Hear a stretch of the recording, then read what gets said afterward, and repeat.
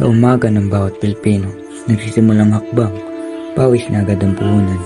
Ganito ang buhay sa ilalim ng globalisasyon. Palagi may hinihinging kapalit, kapalit na hindi laging kayang suklian. Ay parang hangin pumapaloob sa buhay ng lahat. Ngunit hindi lahat pantay ang hangin na kanilang nilalanghap.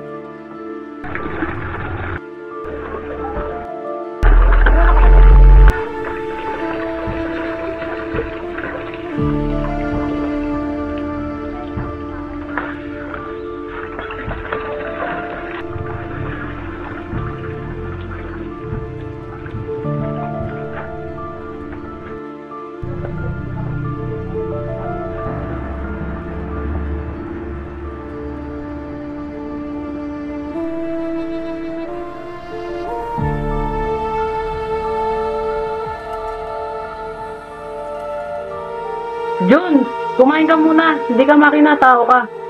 Pakiramdam ko ay kailangan kong maging makina para mabuhay tayo. Sa ilalim ng ekonomiyang umiikot, sa mga dayuhang puhunan, nakatindig ang matatayog na gusal para sa bawat bato at baka na itinay. Dumidiin ang bigat na pasa ng mga pagkain ng tatay. Pero mayaman yung gumagamit. Ang kultura namin nakasanayan, unti-unting natatabunan ng mga bagong gawi. Nakapasok ang paninda ng ibang bansa. Mura, mabilis, pero kapalit ang kabuhayan ng sarili naming Dati tahanan. yung mga gulay yung gusto nila. Ngayon, kung gusto na nila yung mga pagkain sa malalayo. Paano po ang sariling atin, ma? Ang teknolohiya, para sa ilan, pinto ng bagong bukas.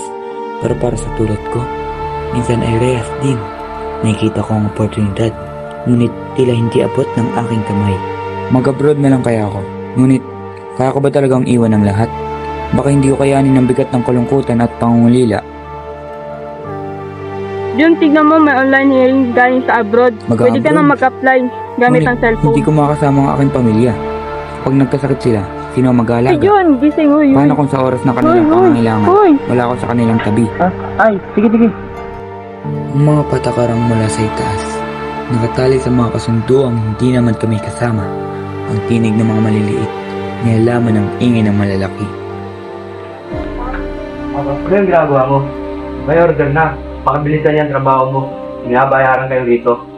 Pero sir, ang baba ng sahod, wala pang pahinga. Kahit anong kasunduan pa, tawag mo sa sakripisyong hindi numero. Sa kabila ng pagkakaroon ng mga order mula sa ibang bansa, marami pa ring Pilipino ang patuloy na naghihirap dahil sa mababang pasahod at kakulangan sa sapat na kita. Pangarap ng kapatid ko, pangarap din namin. Ngunit sa hapag na ito, minsan kulang ang pagkain, pero sobra ang pangarap. Nak, kamusta ka, nak? Ayos lang naman, Nay. Pasensya ka na, nak, ha? Ito lang kasi yung kinita ko ngayon sa tindahan, hintugi kasi.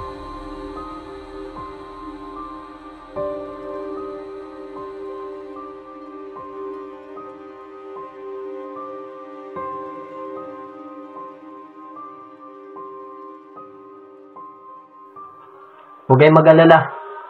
Mag-overtime na lang ako. Para dagdag sahod. Kuya, gusto ko ba makapagtapos ng pag-aaral kahit mahirap tayo? Ganun ba, Bunso? Huwag ka mag-alala. Gagawa ko na ng paraan. Uy, Jun! May trabaho sa city. Part-time nga lang, pero mas malaki ang kita. Kung gusto mo, tulungan kita makapasok.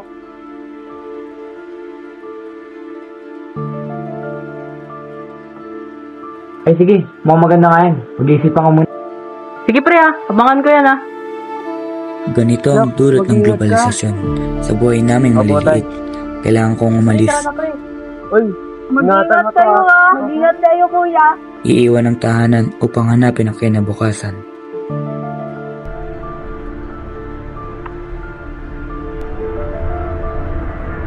Unang hakbang sa syudad, matayog ang gusali, ngunit pakiramdam ko'y lalo akong lumiliit. Parang hindi ako kabilang.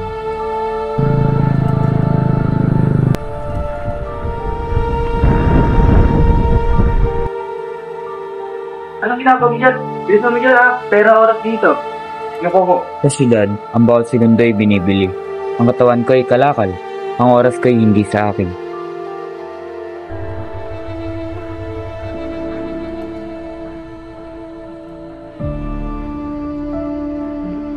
Matawag si Mama. Na, kamusta na? Okay ka lang ba dyan?